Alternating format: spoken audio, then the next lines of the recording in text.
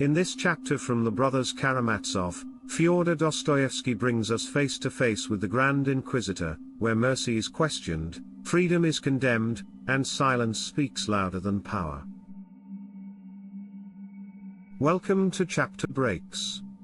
Short literary escapes.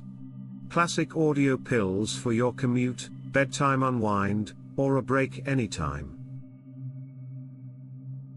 At Chapter Breaks, we carefully select and curate iconic passages from classic novels, scenes that are powerful, memorable, reflective, and a joy to listen to. Whether it's a timeless first chapter, a dramatic turning point, or a magical moment, each episode offers you the essence of great literature, one short escape at a time. This chapter break is The Brothers Karamazov, by Fyodor Dostoevsky, 1880. Extract from Part 2, Book 5, Chapter 5. The Grand Inquisitor. Miracle, mystery, authority, and the unbearable weight of freedom. A brief introduction before listening to the chapter. In this famous chapter, Ivan Karamazov shares a poem with his younger brother Alyosha, a grim, visionary debate in which the Grand Inquisitor accuses Christ of giving humanity a freedom it cannot endure. Speaking to a silent prisoner, the old cardinal argues that most human beings do not truly want freedom, they want bread, certainty, and someone else to take responsibility for their conscience. What follows is one of the most unsettling monologues in literature. The Inquisitor claims that Christ rejected the three forces that can rule the human heart: miracle, mystery, and authority, and that the Church has since corrected this error, choosing power and control to spare the weak from despair, even at the cost of deception. Alyosha, shaken, protests that this vision twists faith into domination. Ivan presses the tragedy further: what if the Inquisitor is not merely cynical, but sincerely loves humanity in a terrible way, choosing lies so that millions may live without fear? And then, after all the accusations, the prisoner answers with silence and a kiss. We are about to step into this charged chamber of questions, where faith meets doubt, and freedom meets fear. Now let's open the page together. Your chapter break begins now.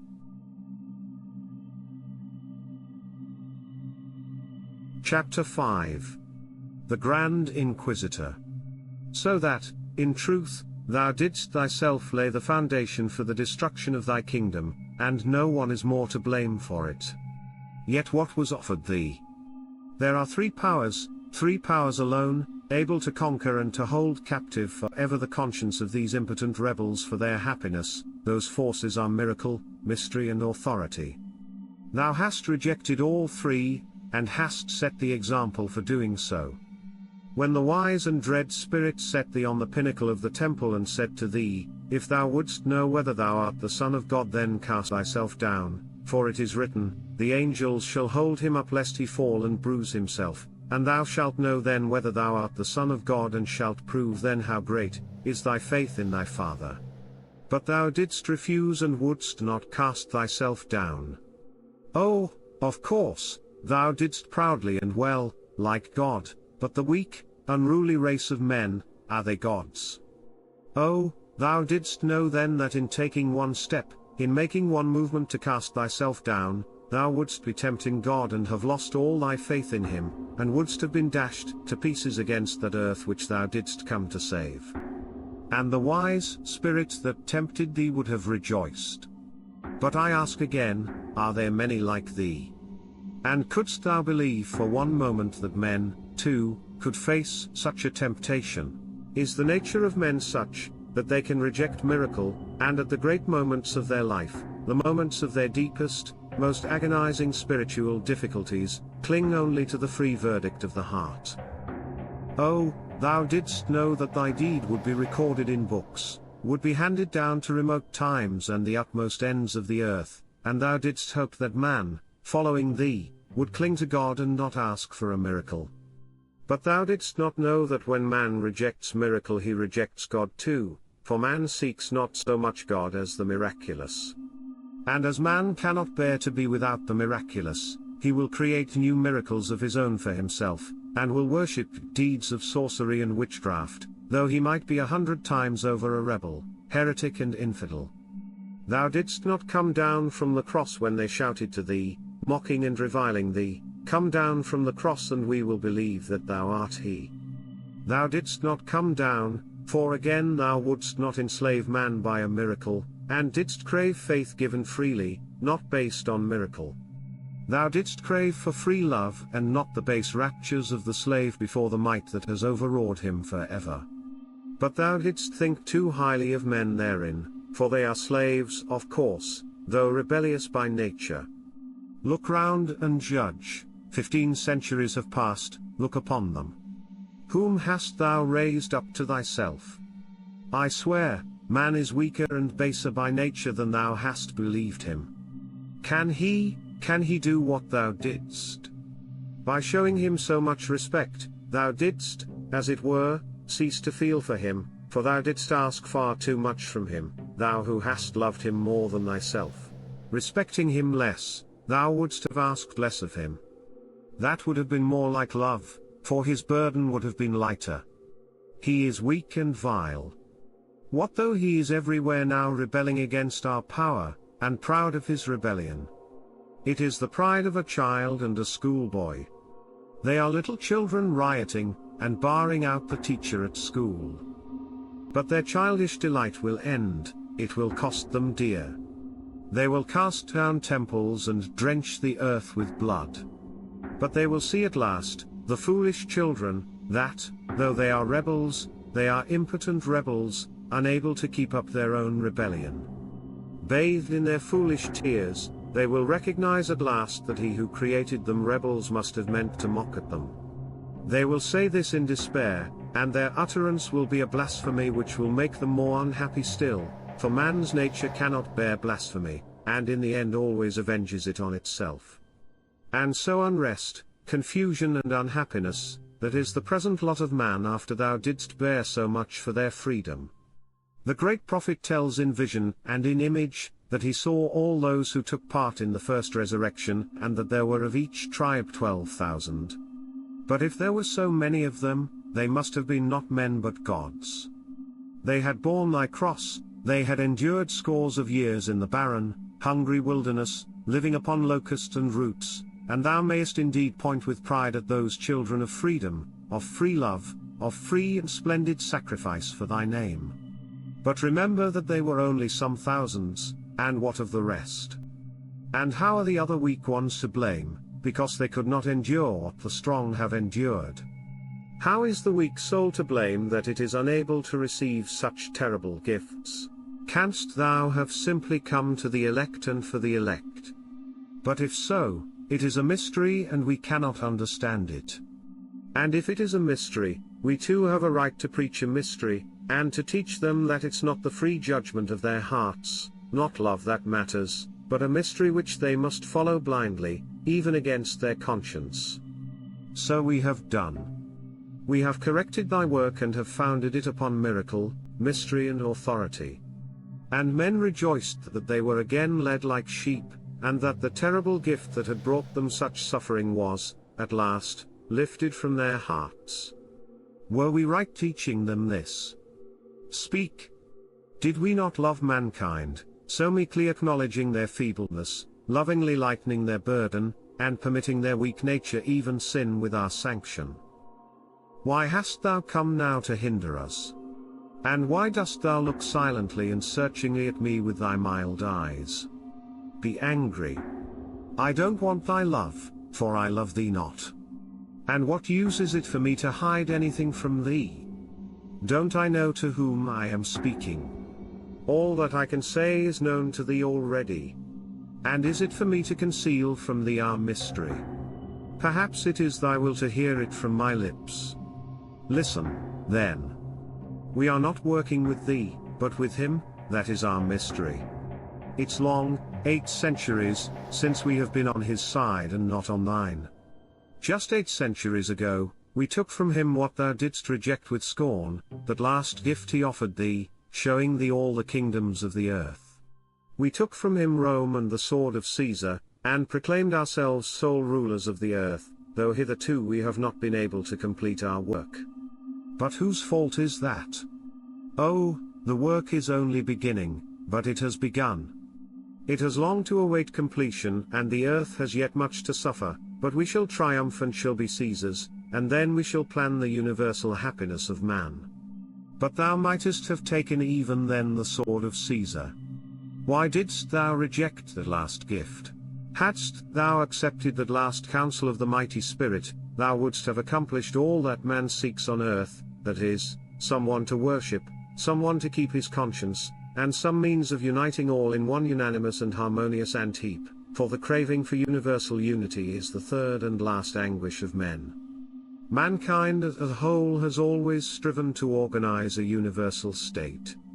There have been many great nations with great histories, but the more highly they were developed the more unhappy they were, for they felt more acutely than other people the craving for worldwide union. The great conquerors, Timurs and Genghis Khans, whirled like hurricanes over the face of the earth striving to subdue its people, and they too were but the unconscious expression of the same craving for universal unity.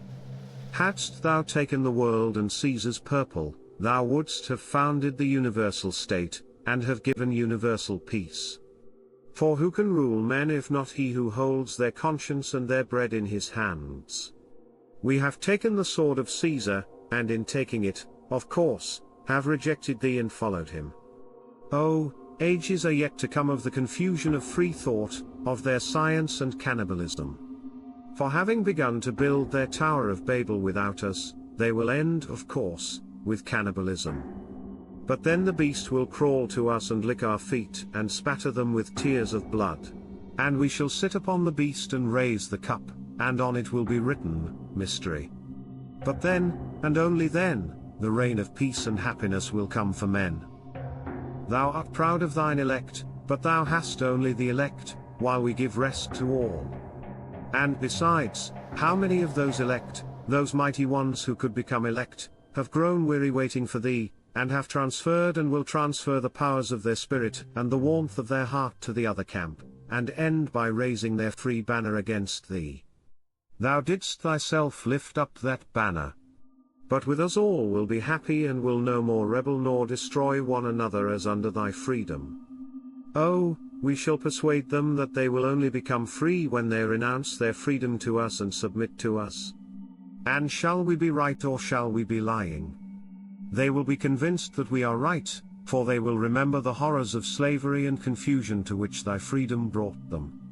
Freedom, free thought and science will lead them into such straits and will bring them face to face with such marvels and insoluble mysteries, that some of them, the fierce and rebellious, will destroy themselves, others, rebellious but weak, will destroy one another, while the rest, weak and unhappy, will crawl fawning to our feet and whine to us, Yes, you were right, you alone possess his mystery, and we come back to you, save us from ourselves.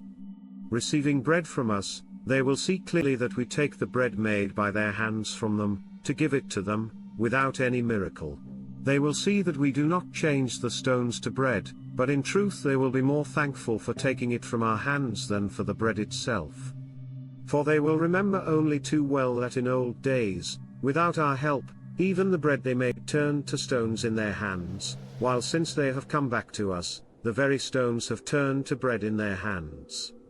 Too well will they know the value of complete submission. And until men know that, they will be unhappy. Who is most to blame for their not knowing it? Speak. Who scattered the flock and sent it astray on unknown paths? But the flock will come together again and will submit once more, and then it will be once for all. Then we shall give them the quiet humble happiness of weak creatures such as they are by nature. Oh, we shall persuade them at last not to be proud, for thou didst lift them up and thereby taught them to be proud. We shall show them that they are weak, that they are only pitiful children, but that childlike happiness is the sweetest of all. They will become timid and will look to us and huddle close to us in fear, as chicks to the hen.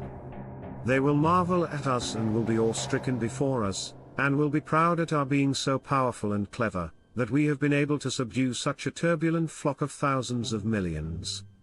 They will tremble impotently before our wrath, their minds will grow fearful, they will be quick to shed tears like women and children, but they will be just as ready at a sign from us to pass to laughter and rejoicing, to happy mirth and childish song.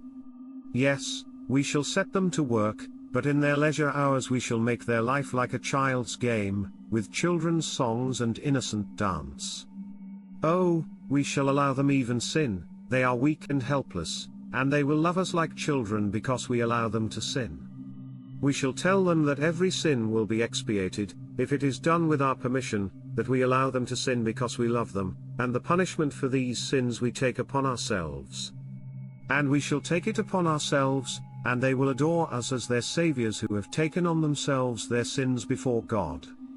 And they will have no secrets from us. We shall allow or forbid them to live with their wives and mistresses, to have or not to have children, according to whether they have been obedient or disobedient, and they will submit to us gladly and cheerfully. The most painful secrets of their conscience, all they will bring to us, and we shall have an answer for all. And they will be glad to believe our answer, for it will save them from the great anxiety and terrible agony they endure at present in making a free decision for themselves. And all will be happy, all the millions of creatures except the 100,000 who rule over them. For only we who guard the mystery, shall be unhappy. There will be thousands of millions of happy babes, and 100,000 sufferers who have taken upon themselves the curse of the knowledge of good and evil. Peacefully they will die, peacefully they will expire in thy name, and beyond the grave they will find nothing but death. But we shall keep the secret, and for their happiness we shall allure them with the reward of heaven and eternity. Though if there were anything in the other world, it certainly would not be for such as they. It is prophesied that thou wilt come again in victory, thou wilt come with thy chosen, the proud and strong, but we will say that they have only saved themselves, but we have saved all. We are told that the harlot who sits upon the beast, and holds in her hands the mystery, shall be put to shame, that the weak will rise up again, and will rend her royal purple, and will strip naked her loathsome body. But then I will stand up and point out to thee the 1,000 millions of happy children who have known no sin. And we who have taken their sins upon us for their happiness will stand up before thee and say, Judge us if thou canst and darest. Know that I fear thee not. Know that I too have been in the wilderness, I too have lived on roots and locusts, I too prized the freedom with which thou hast blessed men, and I too was striving to stand among thy elect, among the strong and powerful, thirsting to make up the number. But I awakened and would not serve madness. I turned back and joined the ranks of those who have corrected thy work. I left the proud and went back to the humble, for the happiness of the humble. What I say to thee will come to pass, and our dominion will be built up. I repeat, tomorrow thou shalt see that obedient flock who at a sign from me will hasten to heap up the hot cinders about the pile on which I shall burn thee for coming to hinder us. For if anyone has ever deserved our fires, it is thou. Tomorrow I shall burn thee. Dixie. Ivan stopped. He was carried away as he talked, and spoke with excitement. When he had finished, he suddenly smiled. Alyosha had listened in silence. Towards the end he was greatly moved and seemed several times on the point of interrupting, but restrained himself. Now his words came with a rush. But, that's absurd, he cried, flushing. Your poem is in praise of Jesus, not in blame of him, as you meant it to be. And who will believe you about freedom? Is that the way to understand it? That's not the idea of it in the Orthodox Church. That's Rome, and not even the whole of Rome, it's false, those are the worst of the Catholics, the Inquisitors, the Jesuits. And there could not be such a fantastic creature as your Inquisitor. What are these sins of mankind they take on themselves? Who are these keepers of the mystery who have taken some curse upon themselves for the happiness of mankind? When have they been seen? We know the Jesuits, They are spoken ill of, but surely they are not what you describe. They are not that at all, not at all. They are simply the Romish army for the earthly sovereignty of the world in the future, with the pontiff of Rome for emperor. That's their ideal, but there's no sort of mystery or lofty melancholy about it. It's simple lust of power, of filthy earthly gain, of domination, something like a universal serfdom with them as masters. That's all they stand for. They don't even believe in God, perhaps. Your suffering Inquisitor is a mere fantasy. Stay, stay, laughed Ivan, how hot you are. A fantasy, you say? Let it be so. Of course it's a fantasy. But allow me to say, do you really think that the Roman Catholic movement of the last centuries is actually nothing but the lust of power, of filthy earthly gain? Is that Father Pisces' teaching? No, no, on the contrary, Father Pisces did once say something rather the same as you, but of course it's not the same, not a bit the same. Alyosha hastily corrected himself. A precious admission, in spite of your not a bit the same. I ask you why your Jesuits and Inquisitors have united simply for vile material gain. Why can there not be among them one martyr oppressed by great sorrow and loving humanity? You see, only suppose that there was one such man among all those who desire nothing but filthy material gain, if there's only one like my old Inquisitor, who had himself eaten roots in the desert and made frenzied efforts to subdue his flesh to make himself free and perfect. But yet all his life he loved humanity, and suddenly his eyes were opened, and he saw that it is no great moral blessedness to attain perfection and freedom, if at the same time one gains the conviction that millions of God's creatures have been created as a mockery, that they will never be capable of using their freedom, that these poor rebels can never turn into giants to complete the tower, that it was not for such geese that the great idealist dreamt his dream of harmony. Seeing all that, he turned back and joined the clever people. Surely that could have happened. Joined whom? What clever people? Cried Alyosha, completely carried away. They have no such great cleverness and no mysteries and secrets. Perhaps nothing but atheism, that's all their secret. Your Inquisitor does not believe in God, that's his secret. What if it is so? At last you have guessed it. It's perfectly true, it's true that that's the whole secret, but isn't that suffering, at least for a man like that, who has wasted his whole life in the desert and yet could not shake off his incurable love of humanity? In his old age he reached the clear conviction that nothing but the advice of the great dread spirit could build up any tolerable sort of life for the feeble, unruly, incomplete, empirical creatures created in jest. And so, convinced of this, he sees that he must follow the counsel of the wise spirit, the dread spirit of death and destruction, and therefore accept lying and deception, and lead men consciously to death and destruction, and yet deceive them all the way so that they may not notice where they are being led, that the poor blind creatures may at least on the way think themselves happy. And note, the deception is in the name of him in whose ideal the old man had so fervently believed all his life long. Is not that tragic? And if only one such stood at the head of the whole army filled with the lust of power only for the sake of filthy gain, would not one such be enough to make a tragedy? More than that, one such standing at the head is enough to create the actual leading idea of the Roman Church with all its armies and Jesuits, its highest idea.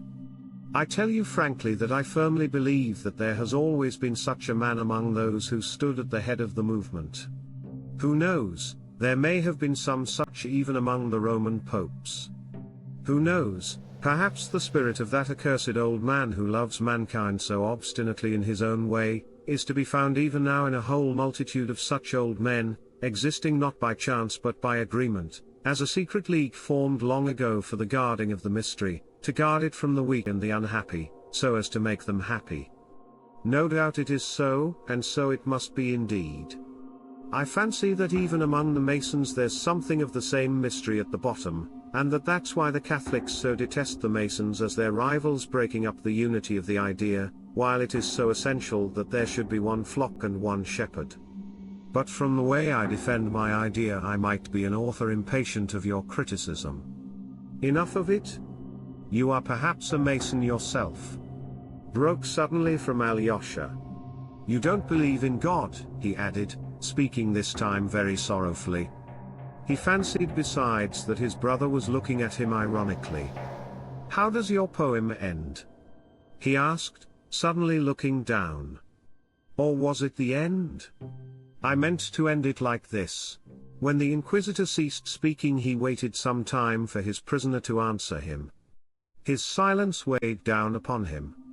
He saw that the prisoner had listened intently all the time, looking gently in his face and evidently not wishing to reply. The old man longed for him to say something, however bitter and terrible. But he suddenly approached the old man in silence and softly kissed him on his bloodless aged lips. That was all his answer. The old man shuddered. His lips moved. He went to the door, opened it, and said to him, Go, and come no more, come not at all, never, never. And he let him out into the dark alleys of the town. The prisoner went away.